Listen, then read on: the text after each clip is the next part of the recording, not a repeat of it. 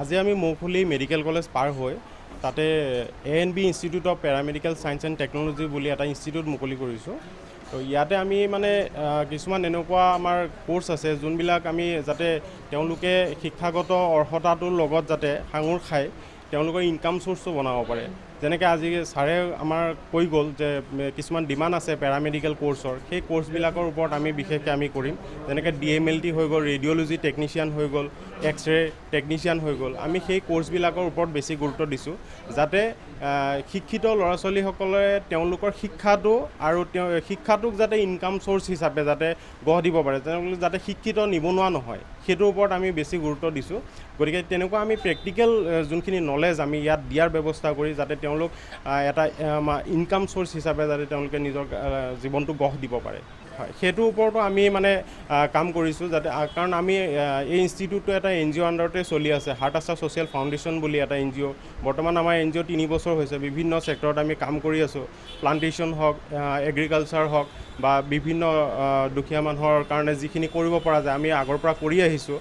গতিকে ইয়াতে মানে আমি কিছুমান সুবিধা দিছোঁ, যেনেকৈ BPL কাৰ্ড হোল্ডাৰ আছে তেওঁলোকক আমি কিছুমান মানে বেনিফিট দিম, যেনেকৈ ৰেজিষ্ট্ৰেশ্যন ফ্ৰী কৰি দি মান্থলি ফিজটো যোনটো আছে আমি সেইটো কমাবলৈ চেষ্টা কৰিম। আৰু আমি ইয়াত মানে এটা বস্তু আমি কৰিছোঁ, ডিমাণ্ড কৰিছোঁ যাতে তেওঁলোকে ইয়াৰ পৰা ওলাই যোনটো জব আছে তেওঁলোকে জবৰ কাৰণে যাতে ষ্ট্ৰাগল কৰিব নালাগে। গতিকে আমাৰ তেনেকুৱা বিভিন্ন নাৰ্ছিং হোমৰ লগত টাইপ আছে, লেবৰেটৰীৰ লগত টাইপ আছে, যাতে আমি তেওঁলোকক মানে কোৰ্চটো ক্লিয়াৰ হোৱাত যাতে ইণ্টাৰ্ণশ্বিপতে আমি তেওঁলোকক মানে জবটো দিব পাৰোঁ। সেইটো আমি কৈয়ে লৈছোঁ যে 100% জব গেৰাণ্টি হিচাপে আমি ইয়াত কাম কৰিম। এইটো আমাৰ বিশেষকৈ আমি দুজন আমি বৰ্তমান আছোঁ। পিছলৈ যদি আমাৰ তেনেকুৱা আৰু মানে লগত কোনোবা আৰু আহিব বিচাৰে তো আহিব পাৰে, কোনো অসুবিধা নাই। আমি মেনেজমেণ্ট আতাবুৰ ৰহমান, মোৰ নাম অলিমান ভূঞা হয় আৰু মোৰ লগৰ এজন আছে আতাবুৰ ৰহমান। হয়, ইয়াতে বিভিন্ন নাৰ্ছিঙৰ যিসকল ডক্টৰ আছে তেওঁলোকে আমাৰ ইয়াতে আহি পেলাই কিছুমান থিয়ৰী ক্লাছ কৰাই দিব। আৰু আমাৰ অলৰেডি কিছুমান ৰেডিঅ'লজি টেকনিচিয়ান আছে যিসকলে BMLT কৰা আছে, তেওঁলোকে আমাৰ ইয়াতে মানে থিয়ৰী ক্লাছটো কৰাব। আৰু বাকী যোনটো প্ৰেক্টিকেল আমাৰ ইয়াত লেবো আছে, আৰু কিছুমান আমি তেনেকৈ ইণ্টাৰ্ণশ্বিপ আমি বিভিন্ন নাৰ্ছিঙৰ লগত আমি টাইপ কৰি থৈছোঁ, তাত মানে ইণ্টাৰ্ণশ্বিপ কৰাই। চাওক, নিবনুৱা সমস্যাটো একেবাৰে এটা দৈত্য ৰূপ ধাৰণ কৰিছে। নগাঁৱত আমাৰ মধ্য অসমত বহুতো আমি উঠি অহা নতুন প্ৰজন্মৰ ল'ৰা ছোৱালী বাহিৰলৈ চাকৰি বিচাৰি যায়, কিন্তু আমাৰ কিছুমান এনেকুৱা ধৰণৰ বিষয় আছে যিবিলাকৰ চাহিদা আছে। পেৰামেডিকেলছৰ যিবিলাক ষ্টাফ, ফিজিঅ'থেৰাপিষ্টেই হওক বা লেবৰেটৰী টেকনিচিয়ানেই হওক, এইবিলাকৰ এটা চাহিদা আছে।